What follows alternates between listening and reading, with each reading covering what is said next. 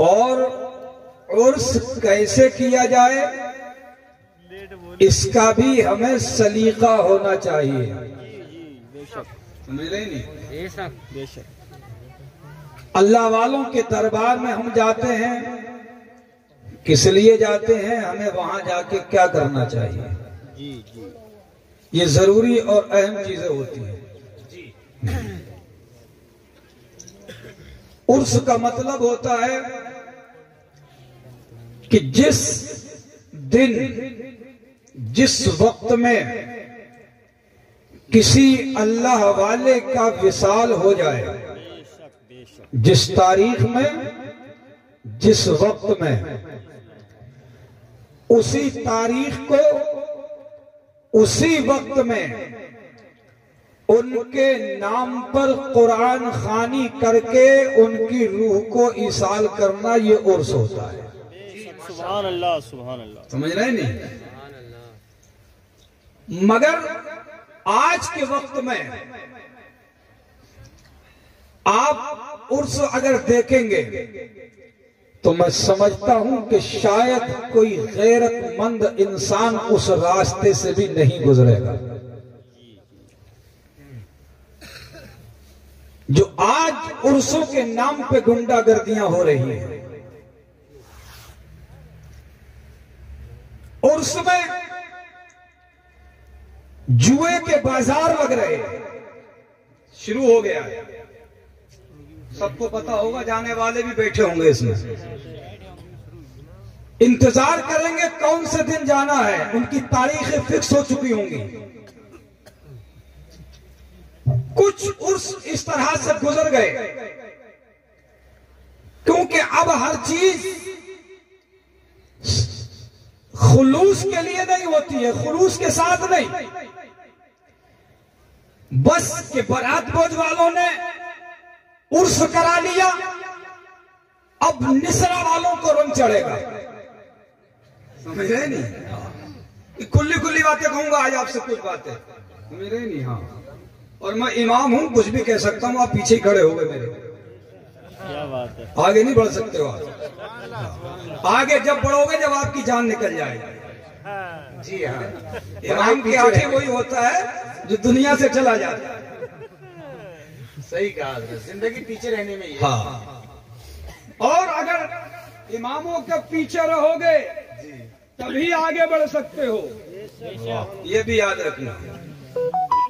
इमामों के अगर आगे बढ़े तो फिर पीछे चले जाओ। मैं इसलिए नहीं कह रहा हूं कि मैं आपकी बस्ती की जामा मस्जिद का इमाम हूं, इसलिए मैं आपको अपनी फजीलत बता रहा हूं। ये लोग भी इमाम ही होते हैं।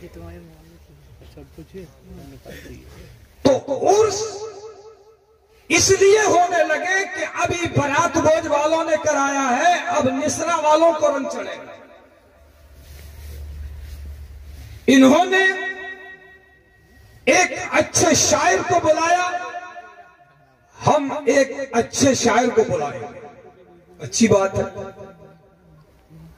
अगर उर्स हो, उर्स की तरह हो, आलिम दीन को बुलाओ, शायर अहले सुन्नत को बुलाओ, नाजिर रजा साहब नकीब अहले सुन्नत को बुलाओ, बड़े बड़े स्टेजों पे अपनी निजामत से लोगों को फैज पहुंचाते हैं, अपने अशआर से लोगों के दिलों में मोहब्बत रसूल और मोहब्बत औलिया किराम पैदा करते हैं। अल्लाहु समद। जब इनको बुलाया जाता है, नजराने दिए जाते हैं, कमेटी से सवाल होता है इतना चंदा किया था कहां चला गया। शायर अहले सुन्नत को बुला करके नजराना किराया दिया जाता है, इतना चंदा कहां गया। अल्लाहु समद। इन शायरों पे आप पूछते हो, इन आलिमों पे आप पूछते हो, उसकी महफिलों में इन शायरों पर खर्च किया है, इमामों पे खर्च किया है, उसके बारे में आप कॉपी लिए फिरते हो, आप कलम लिए फिरते हो। मगर मैं आपसे पूछना चाहता हूं, जब तुम्हारे मज़ारों पे अल्लाह वालों के दरबार में अल्लाहु समद जब तबाही को ला करके 20-20 हजार के गड्डियां दे करके उन पे निशावर किए जाते हैं, उस वक्त तुम्हारी खैरत कहां चली जाती है? उस वक्त तुम्हारा कापी और कलम कहां चला जाता है?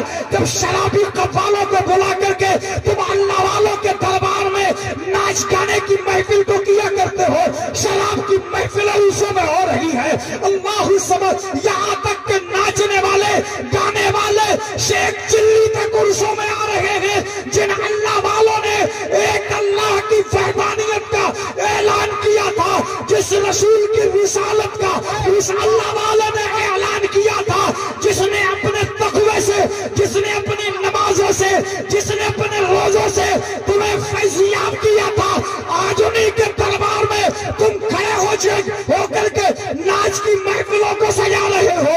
अल्लाह समझ, इस्लाम के जो खिलाफ है उस इस्लाम के खिलाफ तुम औरतों को बुला करके अल्लाह समझ कव्वाली करा रहे हो, और फिर तुम्हारी गड्डियां बरसती है, फिर तुम्हारे नोट बरसते हैं। उस वक्त तुम्हारी खैरत कहाँ चली जाती है, उस वक्त तुम्हारी इज्जत कहाँ चली जाती है। अल्लाह समझ, जिन अल्लाह वालों ने अल्लाह समझ पर्दे का ऐलान किया था, जिन अल्लाह वालों ने पर्दे का हुक्म दिया था, पर्दे का हुक्म दे करके औरतों को अपने घरों के अंदर महफूज किया था, अल्लाह समझ उन्हीं अल्लाह वालों के दरबार में औरतों को बुला करके बेहयाई गुंडागर्दी की जाती है। मैं आपसे पूछना चाहता हूँ, आप अल्लाह वालों के नाम पर, इस्लाम के नाम पर सारी चीजों को कबूल कर लेते हो कि अगर मेरे घर की बेटी एक किसी खैर इंसान के पास बैठ जाए, मेरे घर की बहू किसी खैर मर्द के पास बैठ करके अगर वो मजाक करने लगे, अगर वो बेहयाई की बातें करने लगे, अगर वो बेशर्मी की बातें करने लगे, तो बताओ तुम्हारा सीना खोल जाएगा, तुम्हारा दिल खोल जाए, तुम्हारा भेजा खोल जाएगा। तुम या तो तलवार लेकर उठोगे, या तो अपनी बेटी की गर्दन को मार दोगे, या फिर उस जालिम की गर्दन को मार दोगे। मगर मैं पूछना चाहता हूँ, वो भी तो किसी की बेटी है, वो भी तो किसी की बहू है, वो भी तो किसी की माँ है, मगर तुम अल्लाह वालों के नाम पर अल्लाह समझ पे हयाई का मुजाहिरा करते हो। इन अल्लाह वालों की जिंदगी के बारे में आपको पता नहीं है, इन अल्लाह वालों की जिंदगी क्या है, इन अल्लाह वालों के दरबार में जाने से क्या होता है। मैं आपको अपनी तरफ से नहीं बल्कि मुस्तफा की बारगाह में ले चलता हूँ। अल्लाह समझ, मेरे आका अलैहिस्सलातु वस्सलाम ने इन अल्लाह वालों के दरबार में हाजिरी के ताल्लुक से क्या हुक्म दिया है, क्या ऐलान फरमाया है। मेरे आका अलैहिस्सलातु वस्सलाम फरमाते हैं, सुनो सुनो, बनी इसराइल के जमाने में अल्लाह समझ एक इंसान अपने घर से चलता है, एक अल्लाह वाले के दरबार में, एक अल्लाह वाले की बारगाह में। अल्लाह समझ, आज हम जाते हैं अल्लाह वालों के दरबार में तो अपने बिजनेस के लिए ले जाते हैं कि हमारा बिजनेस अच्छा हो जाए, आज हमारा मकान अच्छा बन जाए, अच्छी जगह से रिश्ता हो जाए, मेरे बेटे का रिश्ता नहीं हो रहा है,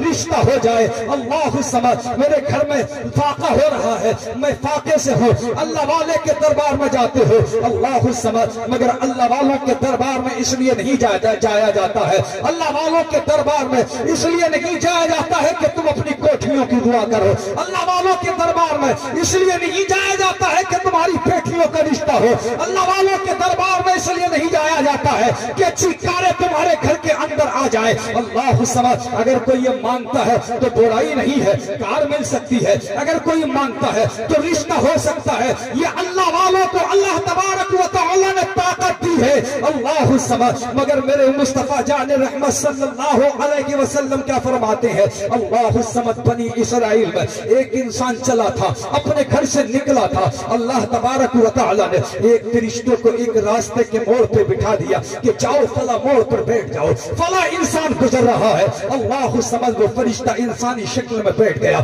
मुस्तफा फरमाते हैं ये इंसान झूमता हुआ जा रहा था, मस्ताना वार जा रहा था। अल्लाह समझ, दिल में उस वली अल्लाह की याद को लेकर के जा रहा था।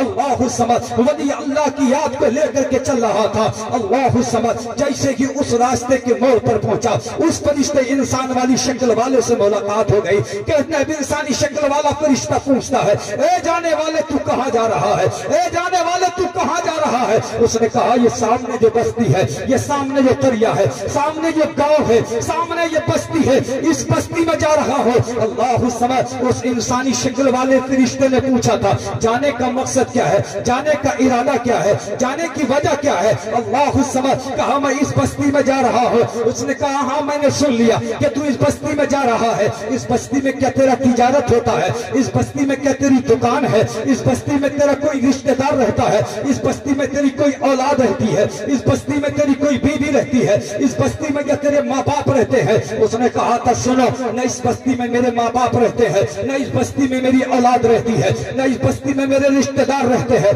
न इस बस्ती में मेरे खानदान वाले रहते हैं, न मेरी तिजारत का काम चलता है, न मेरा कोई दोस्त यार है, न कोई मेरा और कोई रिश्तेदार है। अल्लाह समझ। फिर पूछने वाले ने पूछा था, ए जाने वाले, इस कदर तू झूमता हुआ मस्ताना वार क्यों जा रहा है? मुस्तफा फरमाते हैं, जब उस इंसानी शक्ल वाले फरिश्ते ने पूछा था आखिर तेरे जाने का मकसद क्या है, वो इंसान जवाब देता है, सुनो सुनो, मैं अपने बाप की मुलाकात के लिए नहीं, मैं अपने रिश्तेदारों की मुलाकात के लिए नहीं, मैं अपने खानदान वालों की मुलाकात के लिए नहीं, वहां जाने का सबब क्या है? कहा सबब ये है, सुनो, कि इस बस्ती में एक अल्लाह का बख्शा हुआ बंदा रहता है, एक अल्लाह वाला रहता है, मैं उसकी मुलाकात के लिए जा रहा हूँ। अल्लाह समझ। और मैं इसलिए जा रहा हूँ कि वो बख्शा हुआ है, मैं उसके हाथ पर अपना हाथ रख करके तौबा करूं ताकि मैं भी बख्श दिया जाए। माशाअल्लाह, नारे तकबीर, नारे रिसालत, मसलके आला हजरत फैजाने दादा मियां और से दादा मियां बराए कोट। अल्लाह वालों के दरबार में इसलिए जाओ कि वहां जाकर के हमसे जिंदगी में जो गुनाह हो गए, हमें अगर कोई परेशानियां आई, इसलिए जाओ ताकि अल्लाह ताला इनके सदक़े से हमारी भी माफी फरमा दे। जी,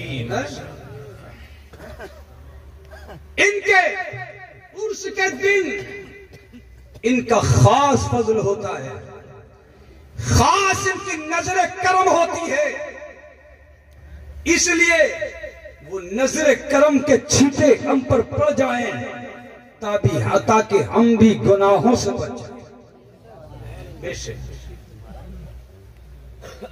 मगर आज आप यहां हो, कल कहीं और हो गए। नारा दादा मियां का दामन नहीं छोड़ेंगे, उनका दामन नहीं छोड़ेंगे, उनका दामन नहीं। दामन तो आप तो माशाल्लाह सबका पकड़े हुए हैं, मैं तो नहीं कहता कि आपने नहीं पकड़ा, मगर पकड़ने का मतलब क्या होता है? पकड़ने का मतलब क्या होता है? अल्लाह वालों से मोहब्बत का मतलब क्या होता है? एक रिवायत में आपको बहुत मुख्तसर से अंदाज में सुना दूं और उसके बाद शायर अहले सुन्नत तशरीफ फरमा है। जी माशाअल्लाह। हाँ, तैयार है तो खत्म कर दूं, कहो तो पूरी भी नहीं सुनाऊं, मैं तो ऐसे ही हूं, मैं तो मतलब बीच में अपनी बात पूरी भी नहीं कर पाता। बहुत खूब, बहुत। मैं तो हर वक्त तैयार हूँ, मेरे मुक्तदियों से भी हमेशा तैयार रहता हूँ, बहुत अच्छा। मुक्तदियों से भी हमेशा तैयार रहता हूँ कि जब चाहो लाके, मेरे कोई परवाह नहीं। अभी रुक जाओ, जहर चली जाती। तो मेरा कहने का मतलब यह है कि हम मोहब्बत का दम भरते हैं, हमें मोहब्बत सच्ची तभी होगी कि जब हम उनके नक्शे कदम पर चलेंगे, उनके अलावा कहीं नहीं देंगे। बहुत अच्छा माशाअल्लाह। ये तो चीजें आपने सुन ली होंगी जो मैंने कही। जी, एक मिसाल के तौर पर मुख्तसर सी बात बता दूं, हजरत राबिया ये एक अल्लाह की बहुत जलीलुल कद्र वलिया है, जी जी जी, माशाअल्लाह। नेक, मुत्तकिया, आबिदा, जाहिदा अल्लाह की बंदी है। ये जा रही थी खाना काबा का तवाफ करने के लिए, रास्ते में एक शख्स मिल गया, उसने कहा, राबिया मैं तुमसे मोहब्बत करता हूं, ऐ राबिया मैं तुमसे प्यार करता हूं, मैं तुमसे शादी करना चाहता हूं। कहा शादी करना चाहता हूं, मैं तुमसे प्यार करता हूं, मैं तुमसे मोहब्बत करता हूं, हजरत राबिया ने कहा सुनो, क्या नहीं बोला? ए कमेटी के हो, कम से कम कुछ तो लिहाज रख लो। जी जी। हाँ? बारात को जाना तो नहीं सही। कहा मैं तुमसे शादी करना चाहता हूं। हजरत राबिया ने जवाब दिया कि एक मेरी बहन है जो मुझसे भी ज्यादा खूबसूरत है, हसीनो जमील है, तुम मुझसे शादी कर लो। क्या जवाब दिया? बहन है, मुझसे ज्यादा हसीन है, मुझसे ज्यादा खूबसूरत है, तुम मुझसे शादी कर लो। और वो देखो तुम्हारे पीछे खड़ी हुई है। जब उस इंसान ने सुना कि ये तो राबिया से भी ज्यादा खूबसूरत है, तो उसने पलट करके उसने पलट करके पीछे को मुड़ करके जैसे ही देखा, हजरत राबिया ने एक तमाचा उसके मुंह पे रसीद कर दिया। एक तमाचा मारा उसको। कहा कमबख्त, दम मेरी मोहब्बत का बढ़ता है। कहता है राबिया मैं तुमसे मोहब्बत करता हूं, मगर मैंने कहा कि एक हसीन और जमील मेरी बहन है, उससे निकाह कर ले। अगर तेरे दिल में मेरी मोहब्बत थी तो तेरी निगाहें उसकी तरफ तो क्यों गई? इसका मतलब यह है कि तू झूठ बोलता है, तेरी दावे मोहब्बत झूठा है। अगर तू मुझसे मोहब्बत करता तो किसी हुस्न को नहीं देखता, बल्कि सिर्फ और सिर्फ मुझको ही देखता।